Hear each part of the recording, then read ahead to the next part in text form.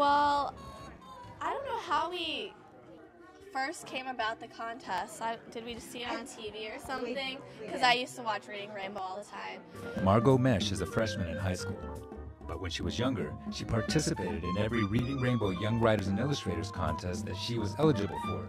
At school the next day, her friend said, "Chloe, there's something in your hair." Chloe felt her hair. In the end, the process of writing and illustrating as a child has guided her interests as she matures. I have a whole list of things I want to do. One of them is actually a writer of books in general. I don't know if it's going to be children's books or, adult novels. But I think even just with this contest, it really got me interested in the whole reading and writing field. And then from there, I want to be an orthodontist or have a cooking show, just random things like that. The Reading Rainbow Young Writers and Illustrators contest brings together some of the finest qualities in our community, our families, and our children in the celebration of literacy. For the time being, you and the young authors and illustrators in your family can begin to plan for next year's contest. For KUAT, I'm Luis Carrillo.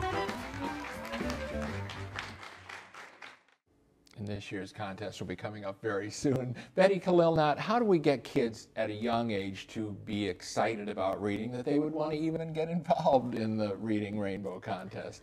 Well, I love that question because unlike typical what I was brought up with, reading is supposed to be fun. And the mainstay of our Reading Seed program is to increase the fun and enjoyment of reading. Let children read whatever they want to read. Just make sure that they're reading. And the more we read, I tell children, the more you read, the better you will be at reading. If a child doesn't read well by the end of the third grade, fourth grade, they don't teach them how to read anymore. They fail at all their subjects. Should the kids be reading aloud to their parents or to friends, or does it make any difference? I suggest that they read to their dog or their cat or their baby sister or brother or their parents, whomever is there. And in this day and age, it may not be their parents that they are with. They might be with a grandparent. They might not have a parent at home when they're doing their homework because they're latchkey children. And yet they might be a very eloquent family that is very overly active, and therefore the student is not having the time to read because they're so busy doing other things. So read in the car. Yeah. Stephanie, when the young people come to you, do they have varying degrees of reading proficiency?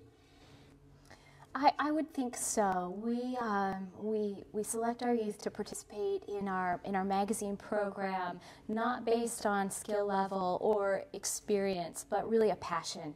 So really our goal is to capture those kids' interest and attention who may have never really thought of themselves as highly literate or proficient or a potential budding writer or photographer. A lot of youth don't come from families that will encourage reading or encourage higher education.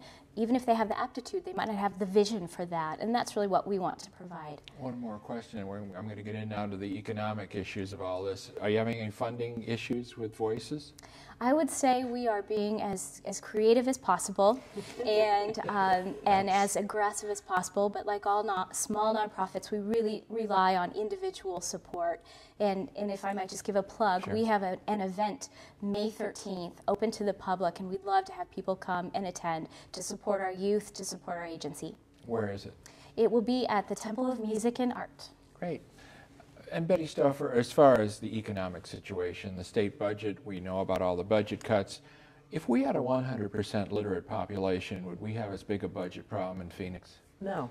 No, what we have roughly calculated is it's costing us about $3.5 billion a year because of low There literacy. goes the budget. That would take care of it. That would wipe It would out solve it. next year's fiscal year deficit. That's healthcare costs that go up because of low literacy rate, incarceration rates that are high because people have low education, they turn to crime, and welfare rates. So just those three things, and there's other impacts, but just those three things alone would save $3.5 billion. Weigh in for us on this economic issue. That's the whole idea behind Tucson Flourishes when we lead in literacy. You have a flourishing economy and you have flourishing individuals. So you have people, and again, the example of people that are on welfare getting a job. Instead of picking up welfare, they're actually paying taxes. And their children have much fewer possibility of being in the criminal justice system, and they're also likely to have health insurance. So it just magnifies in an exponential way the savings and revenue. At last year's, I think it was last year, right, for the Tucson Town Hall, and literacy was identified as being such a problem, from business leaders saying we've got to do something about this. One of the reasons I decided to take some leadership here and involve my time is because of what happened at the Community Foundation and the Town Hall.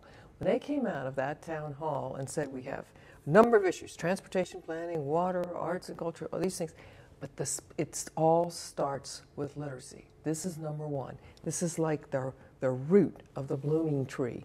We have to start there, so if we have to make a priority, this is where it is. Now, when the leadership of the community, whether it's the leadership of the nonprofits, the leadership of the business community says that gets my attention because that means it's possible.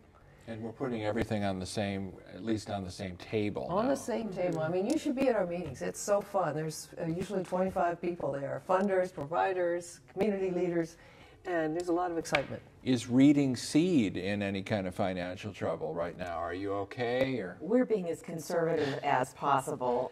We're trying to constantly look at where we can save and where we really need to spend, but we're doing okay.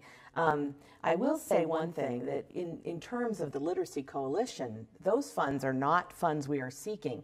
Those were funds that are already donated to us. So we're not looking for funds to keep this overall unity of coalitions. That was given to the Southern Arizona Community Foundation, and therefore $1 million, I believe, to us.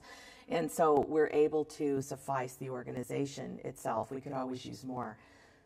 But our separate organizations definitely need more volunteers, more people. I was just going to say that we've got a minute left, and let's go around the table quickly about volunteers. You need volunteers with the literacy volunteers. We always, do. Always need them. We always need volunteers. We also always need dollars. I mean, I told you about the great growth in our program.